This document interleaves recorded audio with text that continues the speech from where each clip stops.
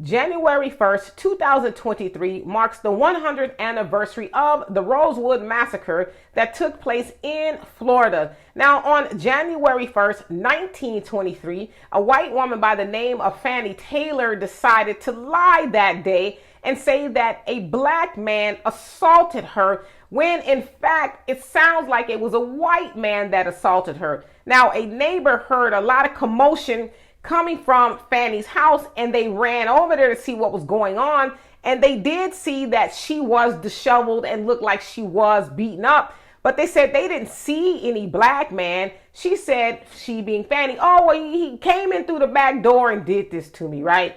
But other neighbors was like, no, we saw a white man running from the house. Now it is said that that white man was actually her lover. All right, so by the time the word got to her husband, James, who was working nearby, this story came about that this Negro ran into their house and ravished his wife and had his way with her. And so they, being the white men, now a lot of these white men came from a town that was about 3 miles away called Sumner. They said, oh, well, you know, there's this Negro that had escaped from this chain gang not too long ago, so it must be Jesse Hunter. That's who they thought it was. So they, being this angry white mob, went into Rosewood, terrorizing and burning down and just doing everything they could hateful to the people in Rosewood, which was predominantly black, and the property there. Now, it is said that the massacre took place from January 1st to that of January 7th. And so the sheriff also deputized just random men, right? He said he just deputized till he could not deputize anymore. And they said by the time the mob got to its fullest, it was about 500 men that went into the town. Now, mind you, Rosewood was only comprised of about 400 people at best, right? So again, it is said, you know, throughout history, oh, it was about 6 people that died, including some white men.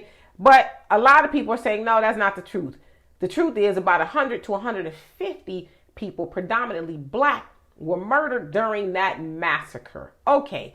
And so white brothers had a train. They owned a train, right? 2 white brothers. They were very wealthy, and they actually did trading with people in Rosewood, and they heard about what was going on. And so they drove their train slowly through Rosewood that allowed the women and children to jump on and go to safety. Now, it is said that they could not put the black men on the train because if the white mob caught them and saw the men on the train, that it would probably anger them because they were looking for a black man, allegedly, right?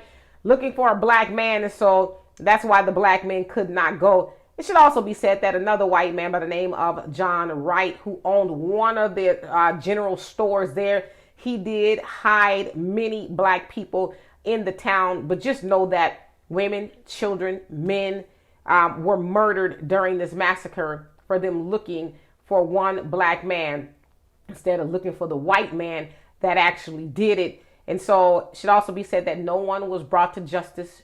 Prosecutors there was like, well, we don't really see where there's an issue where we need to arrest anybody or bring them to justice.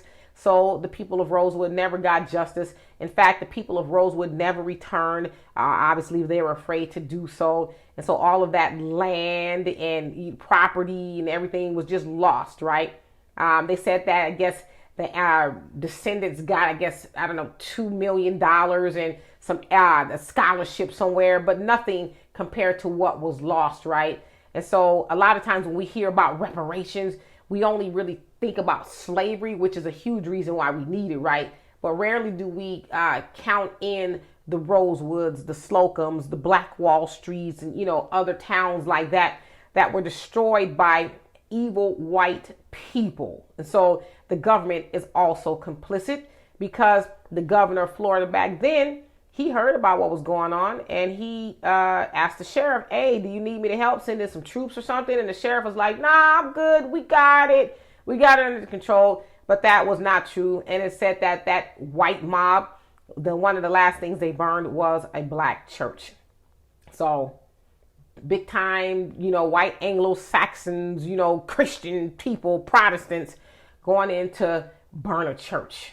So anyway, we should never forget. We should always remember what happened to our ancestors. and why reparations is really important. So y'all tell me what you think of this. And for more insightful commentary, please subscribe to this channel and my channel, The Demetra Kaye Show, here on YouTube. Peace.